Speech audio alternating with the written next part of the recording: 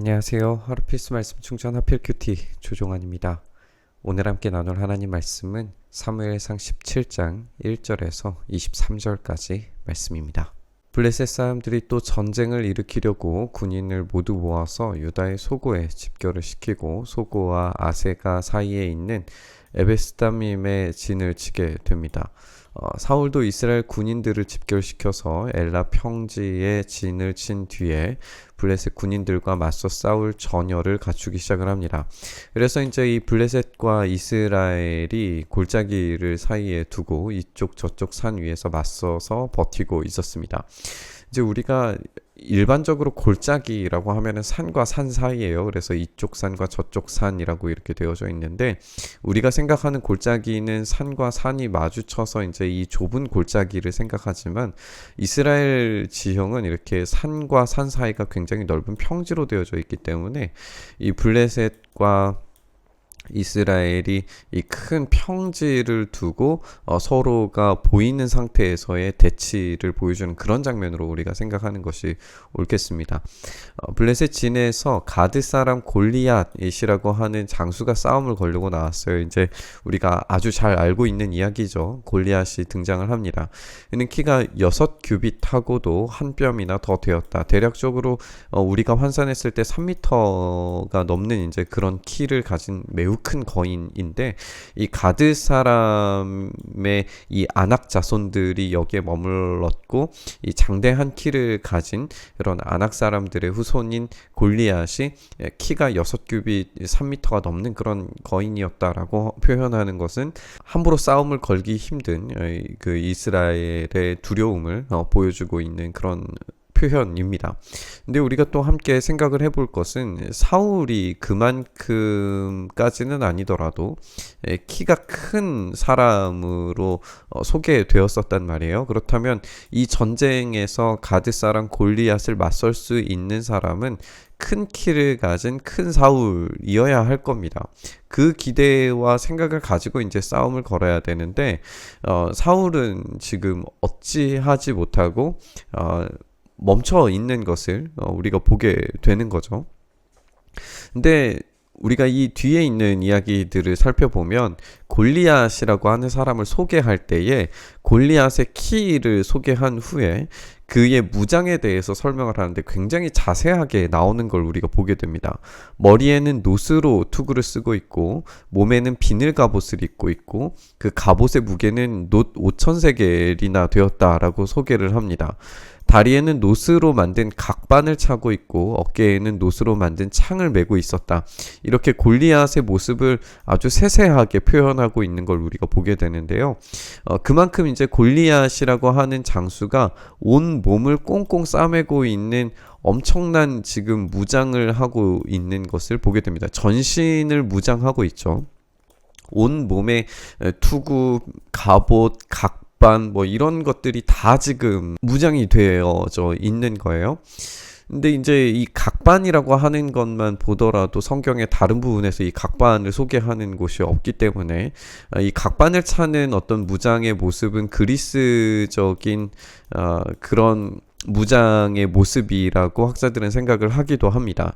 그러니까 지금 골리앗이라고 하는 사람은 지중해 연안에 있는 그런 용사로서 그리스의 문화의 어떤 그런 영향력들을 받은 고대 당시에 굉장히 뛰어난 용사처럼 지금 그려져 있는 거예요. 그 어딜 내놔도 손색이 없는 그런 용사로 그려지고 있습니다. 그의 무기를 또 이야기할 때에 놋으로 만든 창인데, 창자루는 베틀의 용두머리만큼 굵고 창날의 무게는 쇠 600세겔이나 되었다라고 이렇게 이야기를 합니다.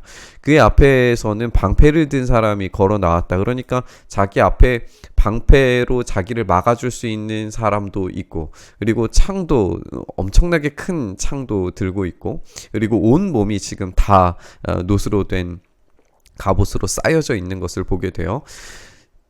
골리앗은 자기의 육체와 이 엄청난 큰 키와 그것을 무장한 전신의 갑옷, 그리고 용사처럼 이 나오는 그런 거대한 창, 그리고 방패를 따로 세울 만큼의 어떤 전체적인 모습이 아주 단단한 어떤 성처럼 움직이는 성처럼 보여지는 그런 모습이에요. 그런데 이 골리앗이 어떻게 죽는지 우리는 알고 있잖아요.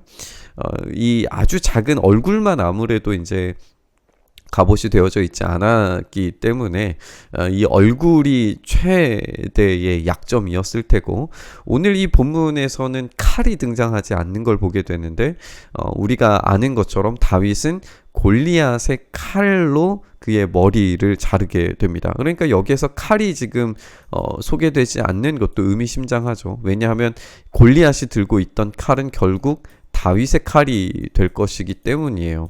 그러니까 이런 본문의 모습이 골리앗이 무엇을 의지하고 나오고 있는가를 아주 적절하게 보여주는 그런 장면들입니다.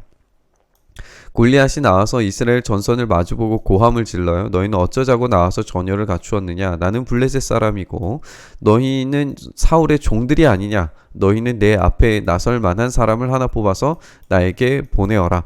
우리가 이제 뭐 삼국지 같은 그런 이야기들도 보면은 일기토 형식의 전쟁이 있죠. 대표자들만 나와서 싸움을 해서 그 대표자들의 승패를 통해서 이 국가 간에 아니면 어떤 진영 간의 싸움의 승패를 이제 좌지우지하게 만드는 그런 종류의 싸움을 알고 있는데, 여기에서 제시하는 골리앗이 제시하는 것도 그런 거예요. 그가 나를 쳐서 죽이고 이기면 우리가 너희의 종이 되겠다. 그러나 내가 그를 쳐 죽여 이기면 너희가 우리의 종이 되어서 우리를 섬겨야 된다라고 이렇게 이야기를 합니다. 블레셋 사람이 고함을 지르기를 내가 오늘 이스라엘 군대를 이처럼 모욕하였으니 너희는 어서 나에게 한 사람을 보내어 나하고 맞붙어서 싸우게 하여라 라고 이렇게 소리를 칩니다. 그런데 여기에서 이제 싸울 수 있을 만한 사울과 이스라엘이 그 하는 말을 듣고 몹시 놀라고 떨기만 하였지 어떤 반응을 보이지 못해요. 그 반응을 보이지 못하는 것이 무려 40일 동안이나 지속이 되는 걸 우리가 알 수가 있습니다. 다윗은 유다 땅 베들레헴에 있는 에브라 사람 이새의 아들이다 라고 하면서 갑자기 분위기가 바뀌어지죠. 여기에서 이제 주인공으로서 드러나게 되는 이 다윗이 등장하는 걸 우리가 보게 됩니다. 분위기가 완전히 바뀌어요. 다윗이 등장함으로써. 이새에게는 모두 아들이 8명 있었는데 사울이 다스릴 무렵에 이새는 이미 나이가 많은 노인이었어요. 이새의 큰 아들 셋은 사울을 따라서 싸움터에 나가 있었습니다. 군대에 가 있는 세 아들의 이름은 맏아들이 엘리압이고 둘째가 아비나답이고 셋째가 삼마였습니다. 우리가 아는 것처럼 사무엘이 기름 부으러 갔을 때 이 세 사람의 이름이 등장을 했었어요. 그렇다는 것은 이 세 사람이 이세 가문에서 가장 주목받는 세 명이라는 것을 우리가 알 수 있습니다. 왜냐하면 이제 전쟁이 벌어졌잖아요. 이세는 전쟁에 나갈 수 없었지만 세 명의 사람만큼은 전쟁터에 나갈 수 있는 어떤 나이와 체격과 그런 조건들이 갖추어진 사람들이었을 거예요. 그렇기 때문에 이세가 자랑스럽게 그 이름들을 밝히면서 소개를 했겠죠. 근데 이 세 사람이 이렇게 주목받으면서 나가야 했던 이유를 생각을 해보면, 그때 당시에 이제 전쟁이 벌어지고 거기에서 공을 세우게 되면 그것으로 정계에 진출을 할 수 있게 되고 이제 가문의 힘을 얻을 수 있게 되는 거예요. 그러니까 그만큼의 가문에서 가장 뛰어난 사람을 전쟁터에 내보냈을 것이고, 그 뛰어난 사람 셋이 이 첫째 아들, 둘째 아들, 셋째 아들로 등장하는 엘리압과 아비나답과 삼마인 겁니다. 그런데 다윗은 이 8형제 가운데에서 막내였어요. 위로 큰 형들만 셋이 있는데 이 셋만 사울을 따라서 싸움터에 나가 있었고, 다윗은 사울이 있는 곳과 베들레헴 사이를 오가면서 아버지의 양떼를 치고 있었습니다. 이 장면을 우리가 좀 생각을 해볼 건, 다윗은 역시 막내였어요. 우리가 본문 살펴본 것처럼 이 막내라고 하는 단어가 이제 카톤이라고 하는 단어가 사용이 됐는데, 하카톤, 그 작은 자라고 하는 그런 단어가 사용된 건데, 위로 큰 형들, 이 큰 형들이라고 하는 것은 가돌이라고 크다라고 하는 이미지가 썼는데, 사울이 큰 자잖아요.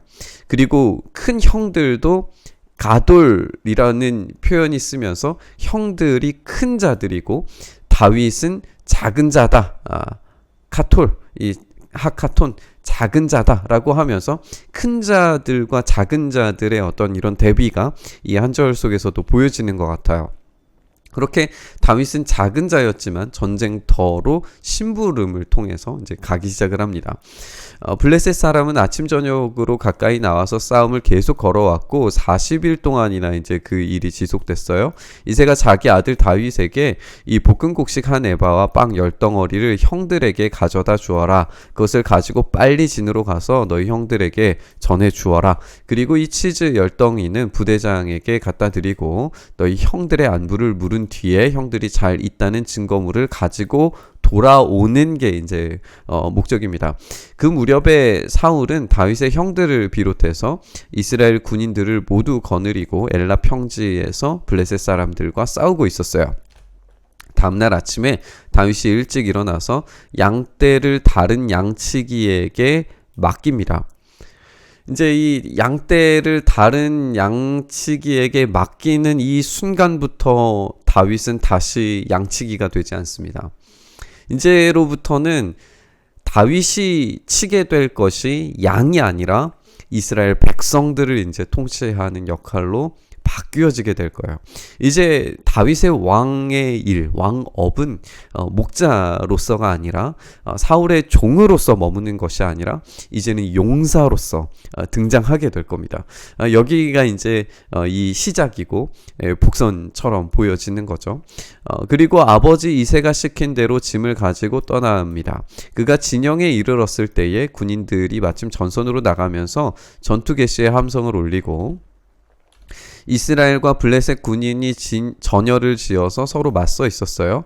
다윗은 가지고 온 짐을 군수품 담당자에게 맡기고 전선으로 달려가서 자기 형들에게 이르러서 안부를 묻습니다. 여기에서 이제 또 다시 사울과 다윗이 대비가 되는 걸 우리가 보게 되는데요. 그 짐을 군수품 담당자에게 맡기고 다윗은 전선으로 달려갑니다. 그런데 사울은 어떤 인물이었죠? 사울은 큰 자였지만 우리가 이 사울이 처음 등장하고 왕으로 뽑히던 당시에 짐 뒤에 숨어서 자기를 부르지 않기를 바라는 그런 모습으로 숨어져 있었던 것을 우리가 알고 있어요. 그러니까 사울은 짐 뒤에 숨는 사람이지만 다윗은 작은 자이지만 전선으로 달려가 짐을 뒤에 두고 나가는 자입니다. 용감하게. 이런 대비를 우리가 보여주죠. 지금 큰 자와 작은 자, 그리고 짐 뒤에 숨는 자와 짐을 버려두고 전선으로 달려가는 자, 이런 대비가 사울과 다윗을 아주 극명하게 보여주고 있습니다. 다윗이 형들과 이야기하는 동안에 블레셋 사람 쪽에서 가드 사람 골리앗이라고 하는 장수가 그 대열에 서서 나와서 전과 똑같은 말로 싸움을 걸어왔습니다. 다윗도 그 소리를 듣습니다.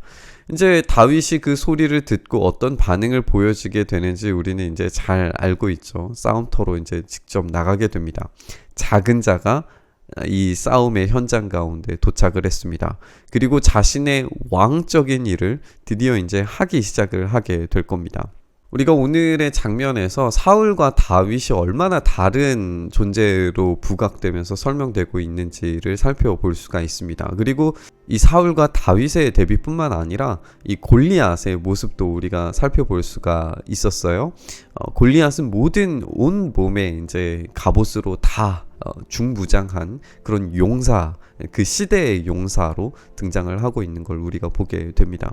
그런데 다윗은 작은 자고 아무 힘이 없는 자처럼 보여지고 굉장히 무쓸모한 존재처럼 계속해서 반복적으로 이야기되고 있는 걸 우리가 보게 됩니다. 하나님은 이런 큰 자, 용사 같은 자, 뭔가 위협을 달성할 수 있는 어떤 기대감이 있는 사람을 사용한 것이 아니라 그런 기대감이 전혀 없지만 하나님을 향한 전적이고 열정적인 열심을 가지고 있는 다윗을 사용하십니다. 그 가능성이 얼마나 있는지 우리는 이제 탁월한 사람이었다라고 하는 그 표현을 통해서는 우리가 알고 있지만 그 탁월한 사람이 되기까지 얼마나 많은 노력과 얼마나 많은 시간들이 필요했는지에 대해서 우리가 다 알지는 못합니다. 중요한 것은 그 탁월한 사람이 되기까지 그 평범한 아무도 주목받지 않은 그 자리에서 이미 자신의 하나님을 향한 어떤 그런 열심과 자신의 삶을 향한 그런 열정들이 가득한 존재가 바로 이 다윗이었다라고 하는 사실이에요.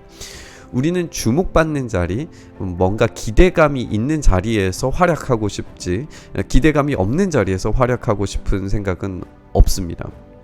그런데 하나님은 우리가 기대감이 없어 보이는 그 자리에서조차도 탁월한 사람, 하나님을 열렬히 사랑하는 사람이 되기를 요구하시고 요청하시는 것 같습니다. 그런 모습이 진짜 하나님 나라의 왕 같은 제사장으로서의 모습이라고 우리에게 말씀하시는 것 같습니다. 오늘 말씀 묵상하면서 우리는 작은 자, 소외된 자, 주목받지 못한 자이지만 우리가 정말 탁월한 존재가 되어서 하나님께서 싸우게 하시는 그 기회가 왔을 때에 그 탁월한 실력, 탁월한 능력을 발휘할 수 있는 그런 그리스도인들 될 수 있게 해달라고 지금 내 삶을 하나님 앞에 온전히 드리기를 작정하면서 이렇게 말씀 묵상했으면 좋겠습니다. 주님, 우리가 어떤 자리에 있다 할지라도 주목받지 못하는 자리, 사람들로부터 배제되는 자리라 할지라도 하나님 앞에서의 그 탁월함과 진실함을 가지고 열정적으로 우리의 삶을 살아갈 수 있도록 우리의 마음에 다시 한번 하나님께서 주시는 그 도전과 열심을 갖게 하여 주시옵소서. 그래서 어느 곳에 있든지 최선을 다하는 열심 있는 탁월한 삶을 살아낼 때 하나님께서 주시는 그 기회를 붙들고 하나님께서 주시는 그 힘과 용기로 말미암아 우리에게 닥쳐오는 그 어떤 골리앗도, 그 어떤 중무장한 용사들도 쓰러뜨릴 수 있는 하나님의 강력한 힘과 능력이 우리 가운데 있게 하여 주시옵소서. 이렇게 우리의 삶에 일하여 주시기를 간절히 소망하며 우리 주님 예수님 이름으로 기도드리옵나이다. 아멘.